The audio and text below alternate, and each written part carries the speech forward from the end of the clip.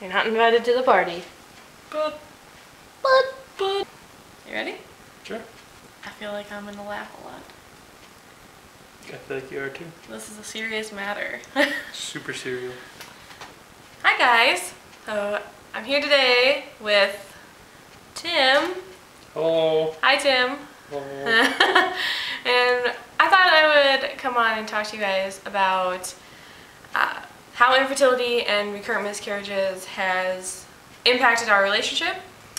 And I thought it probably made more sense to do this with the man himself rather than just me talking for both of us. Fair enough. Fair enough.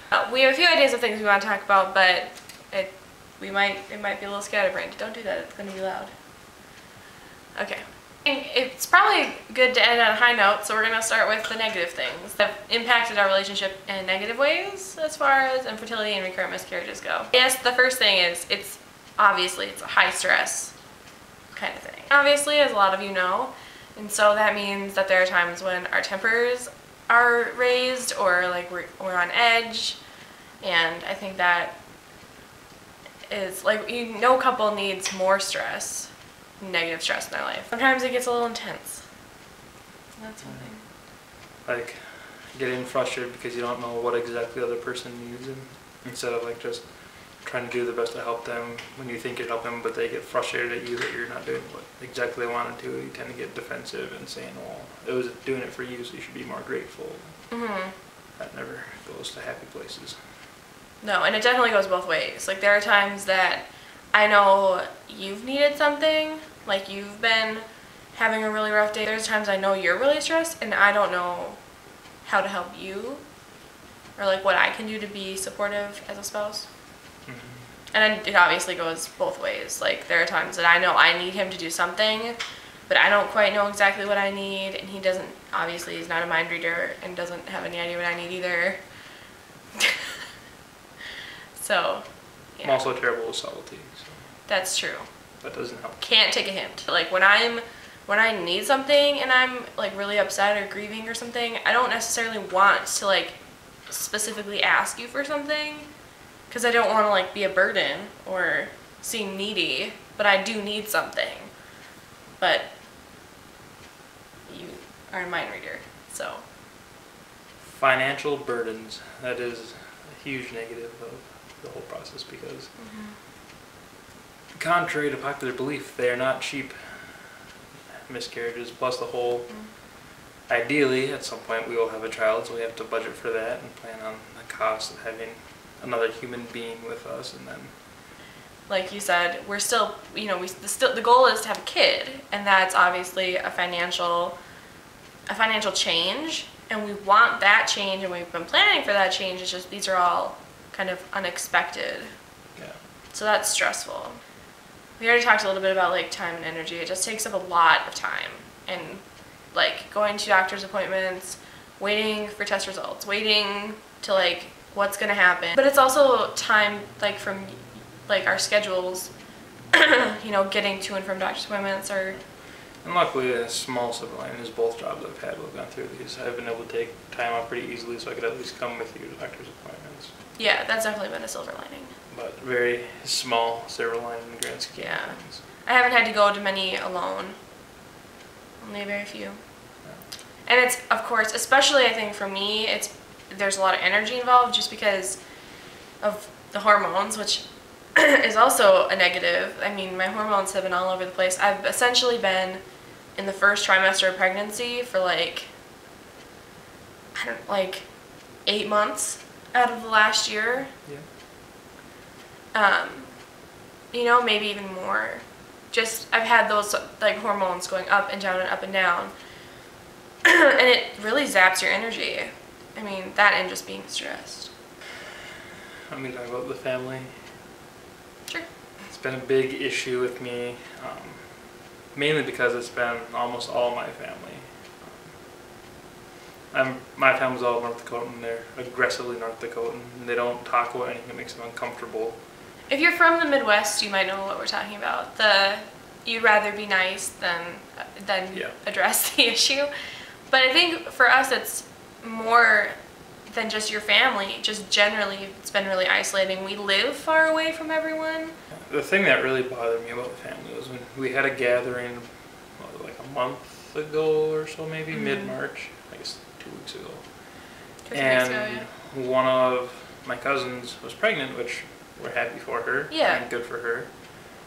But like, no one would look us in the eyes. Like, everyone got all like awkward and really silent. Yeah. Like, kind of. We're being open about it, and we're not being weird.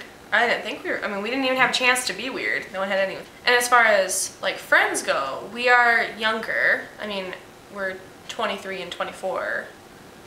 So we don't have a lot of friends who have kids or who have tried to have kids, and we have no friends in real life. I have you guys, but we have no friends in our real lives that have had any kind of infertility at all. None. So Yeah. So the closest friends we have up here are still kind of in the stage where it would be terrifying if they got pregnant, because they still very much like not having kids. And so we're really good friends with them, but absolutely like almost zero relatability. And so it's just kind of hard to talk about it when they just like don't understand. like what it feels they like. can't even imagine wanting a pregnancy, let alone Yeah. what happens after you lose one. That's a lot of negatives. Let's get a little happier. Yeah. I guess the biggest thing I think that's been positive about this whole journey has been that it's forced us to be much more open with communication. We have to, I mean, you have to talk about decisions that are hard. Like, We've learned how to talk about very tough subjects and very hard subjects easily together. and communication's never been an issue in our relationship. We've always done really well about communicating, and this is a whole like next level difficult of communication. Trying to decide whether to do a DNC or just Yeah. You know, like, how do you manage your miscarriage? That's a huge decision, and like, I didn't want to make it alone, and do we just wait for it to happen naturally, or do we get the medicine? and stuff like, where's the line? You know, like, when would you be done trying? When are you done trying? You know, what kind of adoption would you be comfortable with? When do we start pursuing that? And Yeah. but it's been good because we talk about those things, and then it makes other communication easier. It's easier because we've talked about things that are so much harder. Yeah. Also got to spend a lot more time together. Like I said earlier, I've been able to get time off work easily. All I've had to really do is just tell my boss I'm not going to be in then. So like the days like when you do take notice of me, we're actively miscarrying, I was able to stay home with you. And we'd be able to spend time together. Just, you know, we said feeling isolated, but that's also it's been good for our marriage in some ways, because watched movies and played games, and plus just, you know, driving to and from appointments, sitting in waiting rooms, you know. I still think that's the meanest thing in the world. When you're having a miscarriage, you have to sit in a room full of pregnant women and women with children. Yeah. So. But anyway, back to being happy. Yeah. But we got to do it together. We got to sit there and like hate people together and be like, oh, I hate that person. Ugh. That person's terrible. Swear words. Yeah, unchristian words. Unchristian words. I also think it's helped us develop like a deeper understanding of each other, because like you're seeing, for me, like I was seeing you go through grief for the first time, and you growing up and growing into yourself in a new way, and I think it's helped me understand who you are more thoroughly. Yeah.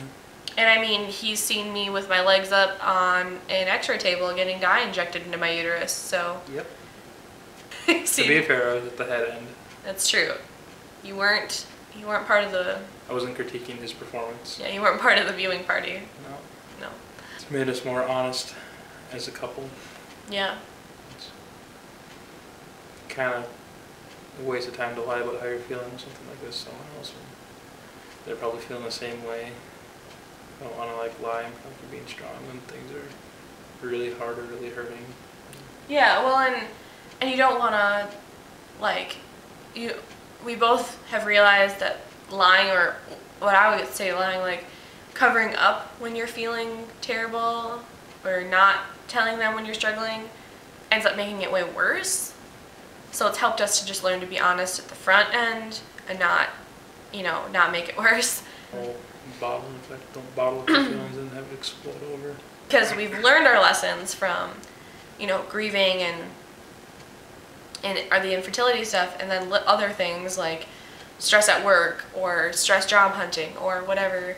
We've learned to express those early on before they become mountains. It's taught us how to be more supportive when the other person is going through something difficult. Like when he had some role changes happen at work and had some additional stuff put on him with a lot of stress, and because I had figured out ways to support him through our infertility, I knew that I could kind of transfer those to this stress. So, anything else you can think of that's positive? We know that part of the hospital like the back of our hands. What about for our marriage? Is there any other? No. I agree though. I know how to talk to insurance people now. I don't know if this is a good thing or not, but we feel like we both have a slightly darker sense of humor that we enjoy. Oh, definitely. A lot. We've always been more like bitter with like what is that? We're cynical. This has definitely made us a little bit more cynical, a little bit. Like when we go to Target. We're cynical together. We're cynical together. It brings us closer. Yeah. Screw other people. Part of our relationship is a mutual hatred for other things and other people. I say that's about half of the foundation of the relationship. Half of our foundation. We all hate each other. We all hate other people. Yeah. I know what you're saying. Anyway. Hi! Do you want to come be a part of things? Ugh. See, I don't like it when they raise their voices. He thinks we're fighting whenever we raise our voices, no matter what. And so he always tries to climb between us. Right. You don't like when we fight. He's just going to be there. So it's helped us in a lot of ways. We also, I think just the biggest thing is it's helped us talk about things that are really hard. Like when would we draw the line? And that's the biggest thing for me. It's just that we've been able to talk about stuff that's difficult and scary. And what if one of us couldn't have kids? Yeah. How many more miscarriages before we start looking into adoption?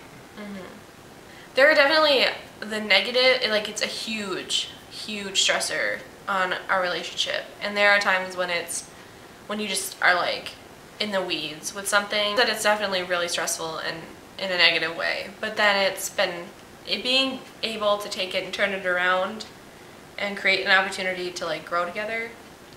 I think that's been it's been a big part of our journey. Any final thoughts, Tim? I have none. None thoughts. Thought it out. It's a Sunday. It's I'm a not Sunday. paid to think today. Well, I think that's all we have to talk about. So that was our little introduction, I guess, to how infertility can affect your relationship. Basically, it sucks. But you can talk about it. Silver linings. You can talk about it. Yeah. And get a small fluffy dog. We already have it. Yeah. That's it, I think.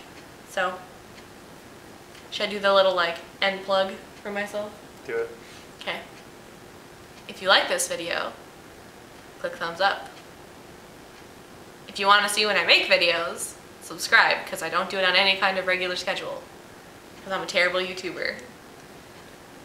Hey. And leave a comment below if you have a comment to say about what we talked about. Or if you want to tell Tim that his beard looks amazing today.